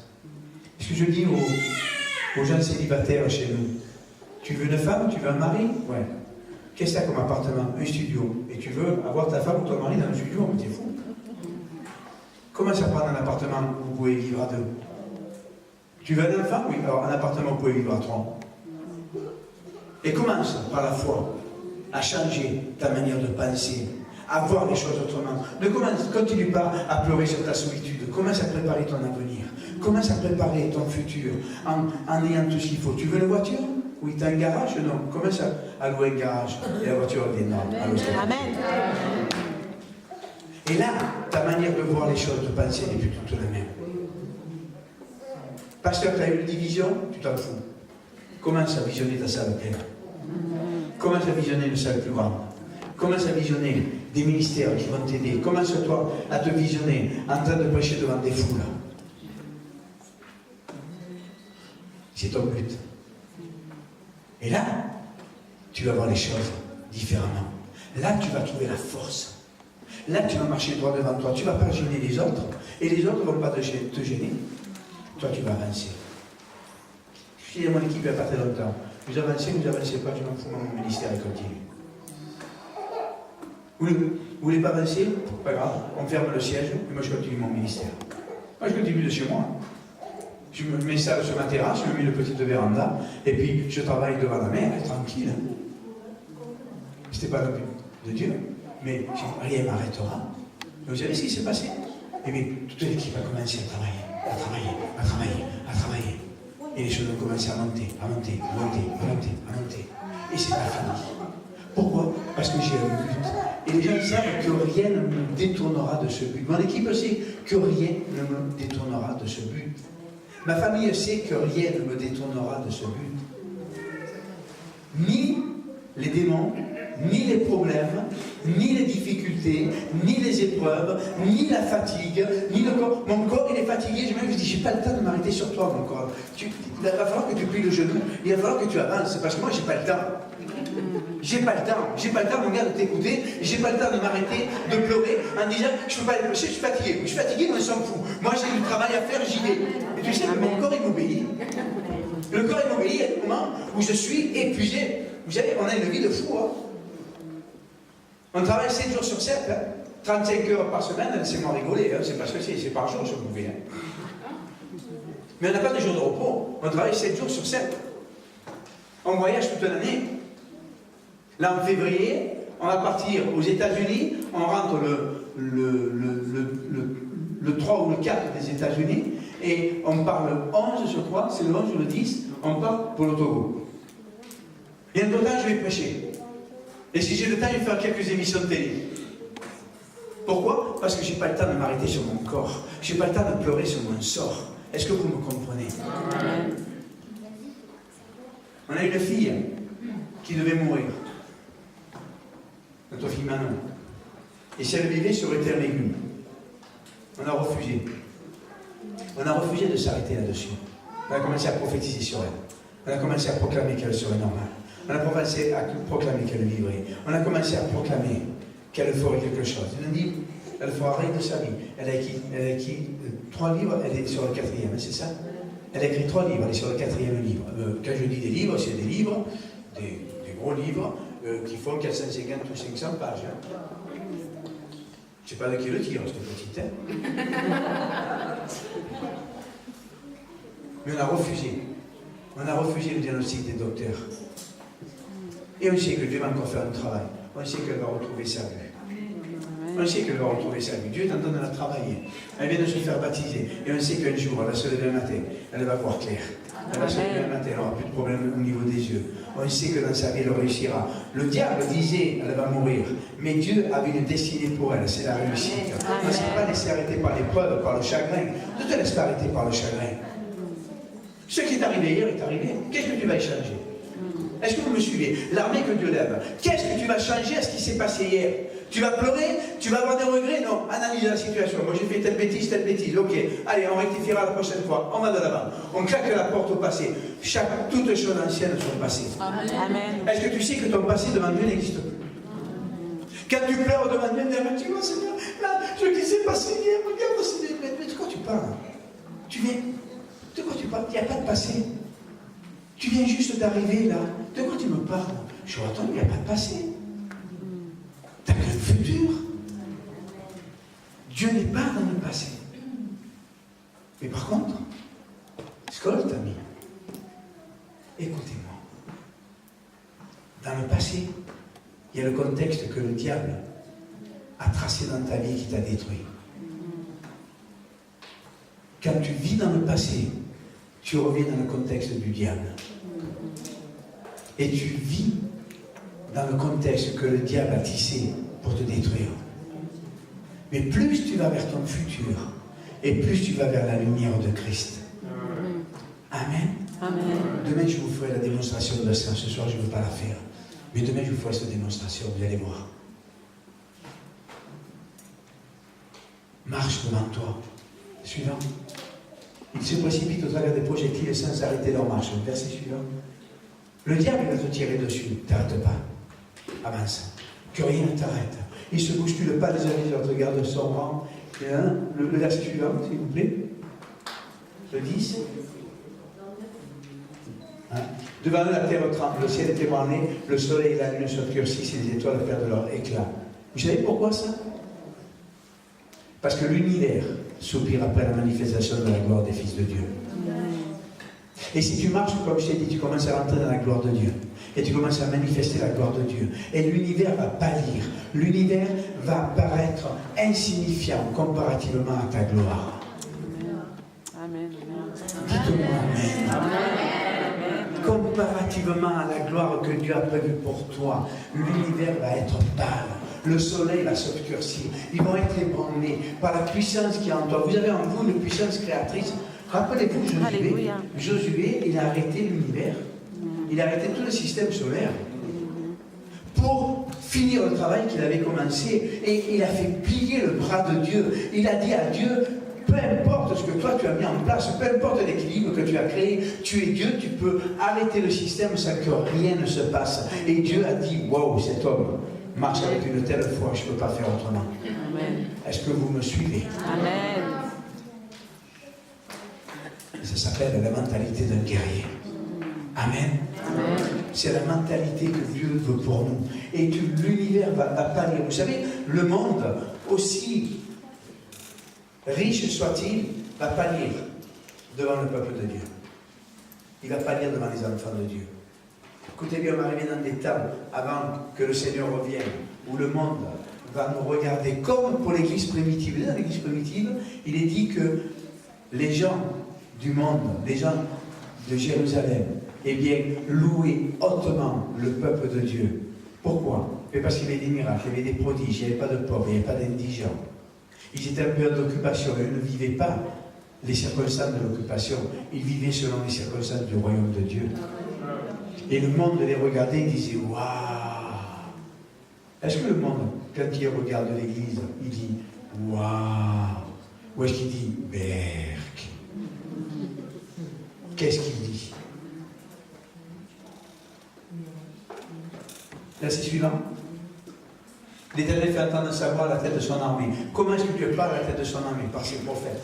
Dieu est en train de lever une armée de prophètes. Demain, on parlera de l'Église prophétique. Dieu est en train de lever une armée de prophètes. Il y a des prophètes que Dieu a préparés et qui s'ignorent, qui aujourd'hui sont assis dans des rangs ou font autre chose.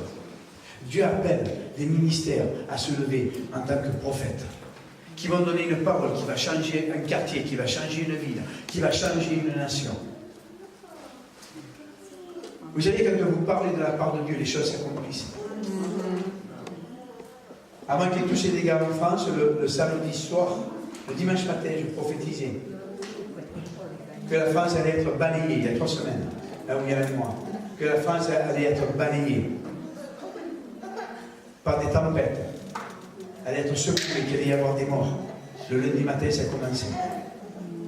Dieu lève des prophètes, mes amis. Dieu, vous pouvez voir la vidéo sur YouTube ou sur Facebook.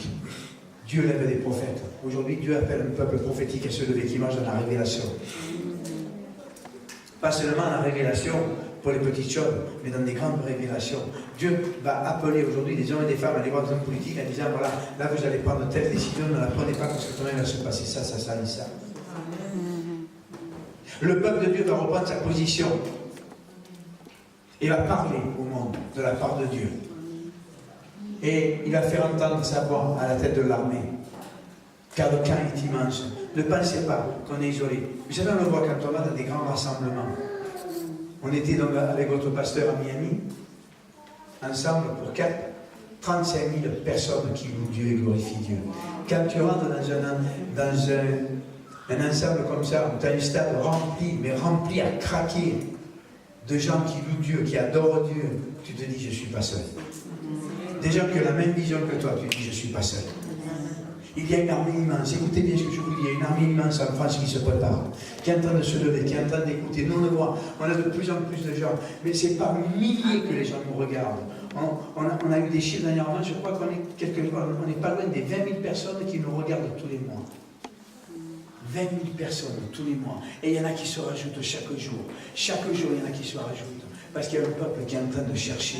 Un peuple immense qui veut se lever pour servir son Dieu. Un peuple immense qui veut plus de la présence de Dieu. Un peuple immense qui veut glorifier le nom de Jésus. Et ce peuple, il est là. Et Dieu marche devant ce peuple.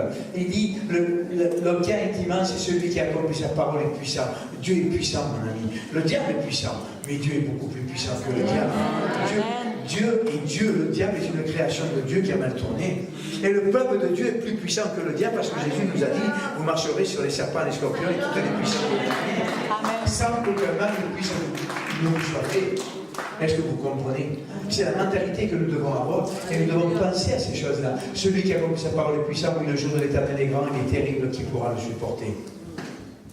Vous avez des hommes politiques qui vont venir en rampant, en pleurant, voir des hommes de Dieu, en leur disant, notre ville s'écroule, notre pays s'écroule. Qu'est-ce que peut faire ton Dieu? Amen. Un jour, j'ai eu cette parole terrible. Une mère qui m'a dit, qu'est-ce qu'il peut faire ton Dieu pour un enfant? J'ai dit, qu'est-ce qu'il a? Il est mort. Mon Dieu, le Dieu de la résurrection et la vie. Et l'enfant a ressuscité. Amen. Mes amis, Dieu est Dieu. Dieu va faire des choses extraordinaires. Des PDG vont aller voir leurs employés en disant, parce que moi je vis la détresse, mon entreprise est en train de s'écrouler et je ne sais pas pourquoi, mais je crois que toi tu peux m'aider. Mes amis, ce que je vous dis ne sont pas des contes. Ce n'est pas des contes de fées, c'est une réalité. Le monde va trembler devant les chrétiens, devant le peuple de Dieu, parce que tellement de signes, miracles et prodiges vont s'accomplir. Que le monde va être terrifié. Aujourd'hui, mes amis, en France, on tourne en dérision les églises. Quand il y a des émissions sur les évangéliques, mais de vous à moi, ils ne choisissent pas toujours les bons. Ils choisissent les farfelus, qui sont tellement contents de passer à la télévision, qui font les plus grosses bêtises du monde, ils donnent le bâton pour se faire frapper. Mais les gens vont venir. Des hommes vont se lever. Il y aura tellement de signes, miracles et prodiges que les médias vont venir. C'est toi qui as vu cette prophétie pour moi, c'est qui m'a donné cette parole prophétique?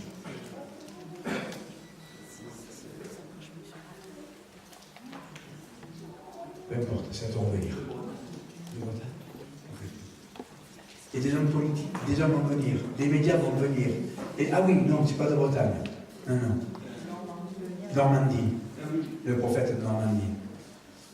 Et il disait qu'il voyait des médias, des télévisions comme TF1, comme la 6, comme la 3, des émissions des télévisions nationales, venir en disant, écoutez, ce qui se passe est tellement extraordinaire.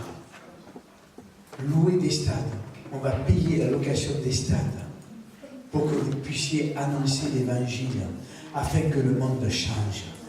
Les chaînes vont venir payer des serviteurs de Dieu, payer des stades pour que les chrétiens se réunissent et puissent glorifier Dieu. Mes amis, j'ai pris cette parole parce que je sais qu'elle vient de Dieu. J'ai pris cette parole. Et vous savez ce qu'il disait? Il disait aussi, des mères vont venir voir des hommes de Dieu en disant, on voit les gens tellement changés et transformés. Venez dans nos cités, on vous donne des locaux, on vous offre des locaux, à condition que vous annonciez l'évangile, parce que vous allez pouvoir changer les choses. Amen. Vous savez, là où le péché abonde, la grâce surabonde. Surabonde. Là où la drogue se vend aujourd'hui, demain, on distribuera gratuitement des Bibles, on donnera à manger aux malheureux. Et écoutez-moi bien, c'est les promesses de Dieu. Ça, c'est la manière dont l'armée de Dieu va faire la guerre. Nous allons être puissants par la démonstration du surnaturel de Dieu. Amen. Mais vous avez chacun en vous ce surnaturel parce que Dieu est en vous, parce que Jésus est en vous, parce que le Saint-Esprit est en vous. À vous de les laisser agir, à vous de les laisser vous diriger, à vous de les laisser aller de l'avant, à vous de les laisser manifester leur puissance. La puissance de Dieu est à notre disposition. Le monde en a besoin. Vous savez, regardez les cités. Peut-être que vous habitez dans des cités. Regardez les cités, regardez la difficulté. Regardez la haine qu'il y a, la colère. Regardez toutes ces choses-là. Vous pensez que Dieu veut ça? Je ne crois pas. Dernièrement, je discutais avec des gens de mon équipe, je disais, non, c'est avec des hommes de Dieu. Et je dis, vous savez, l'immigration, le problème de l'immigration sauvage, le problème de l'immigration au niveau des intercessions, c'est qu'il y a un esprit, intercession. Tony. Je viens de parler du coup là. Je sens que des choses vont se passer. Vous savez, ces personnes politiques qui vont faire reculer l'islam et la violence de l'islam, ne vous y trompez pas. C'est le peuple de Dieu. Moi je dis, chaque islamiste qui vient sur le sol de France, Dieu l'a permis. Vous savez pourquoi? Pour qu'il rencontre Jésus et qu'il se convertisse. Et quand on va voir cela, écoutez bien, les terroristes les plus violents vont plier le genou devant le Seigneur. Les terroristes les plus terribles vont plier le genou devant le Seigneur, vont donner leur vie à Jésus. Et l'arme que le diable est en train de forger avec l'islam contre un peuple chrétien, parce que c'est une guerre de religion, eh bien écoutez bien ce que je vous dis, va se retourner contre le diable. Parce que quand ces gens vont se convertir, vous savez, la Bible nous parle d'un terroriste qui aujourd'hui serait le number one. Il s'appelle Paul. L'apôtre Paul, c'est un terroriste. Il tuait les chrétiens au nom de la religion. Il tuait les chrétiens au nom de sa religion à lui. Ça s'appelle un terroriste. Et regardez, il est devenu l'arme la plus puissante contre le diable qu'il ait jamais eu. C'est grâce à lui qu'aujourd'hui en Europe nous avons l'évangile. C'est grâce à lui que l'évangile a prospéré dans le monde entier. Le reste des apôtres est resté parmi les juifs, mais lui est allé dans toutes les nations. Alors s'il a pu le faire avec Paul, il peut le faire avec n'importe quel terroriste. La véritable arme, mes amis, c'est pas d'aller les chercher, c'est de prier et de leur annoncer Jésus. Il y a un homme de Dieu qui s'est trouvé face à des terroristes. Et ces terroristes-là, à un moment donné, ont voulu le tuer. Mais vous savez ce qui s'est passé? Ils ont été figés. Parce qu'ils ont tiré. Et les balles les traversaient sans les blesser. Et leurs yeux spirituels se sont ouverts. Et ils ont vu des anges immenses derrière eux. Et là, ils sont tombés sur la puissance de Dieu. Ils ont crié à Dieu, ils ont demandé pardon. Et ils se sont convertis. Allô, est-ce qu'il y a quelqu'un? Amen, amen, Amen. On applaudit le Seigneur.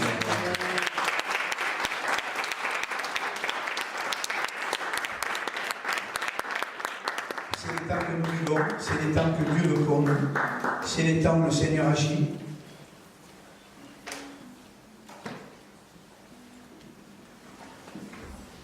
Écoutez bien ce que je vous dis. Il y a une guerre spirituelle qui est en train de se faire en ce moment même. Pendant que je prêchais, je ne parle pas au physique. C'est pour ça que j'ai appelé Tony pour prier. J'ai toujours des intercesseurs avec moi. Demain, il va se passer des choses extraordinaires. Demain, le Saint-Esprit va agir d'une manière qu'on ne peut même pas imaginer. Demain, il va y avoir un véritable renversement.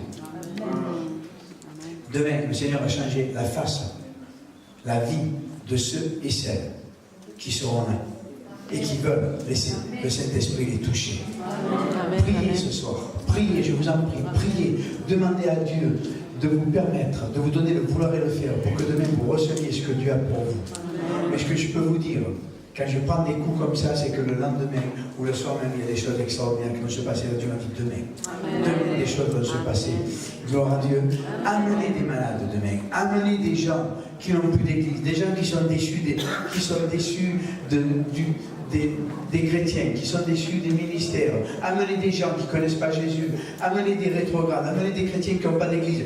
Faites marcher le téléphone ce soir. C'est pas grave si vous êtes incorrect à l'heure qu'il est. C'est pas grave. Appelez-les parce que demain, il y a quelque chose de spécial qui va se passer. Demain, quelque chose va se passer. La louange, préparez-vous parce que demain, je vais vous demander certaines choses, si le pasteur le permet, pour que vous puissiez rentrer dans le domaine prophétique. Demain, on va rentrer dans le domaine prophétique au niveau de la louange. Et ça va être un culte très prophétique demain. Je vais enseigner sur le prophétique. Mais avant d'enseigner, on va pratiquer le ministère avant d'enseigner. On va laisser faire une démonstration de puissance et d'esprit avant d'enseigner. Et on va laisser le Saint-Esprit agir. Et préparez-vous. Priez ce soir dans la louange. Priez et demandez à Dieu, donne-moi l'onction prophétique dont j'ai besoin demain. Parce que demain, il va se passer un culte de réveil. Demain, vous allez voir tout ce qui se passait dans les actes des apôtres. Alors, est-ce que quelqu'un... Amen.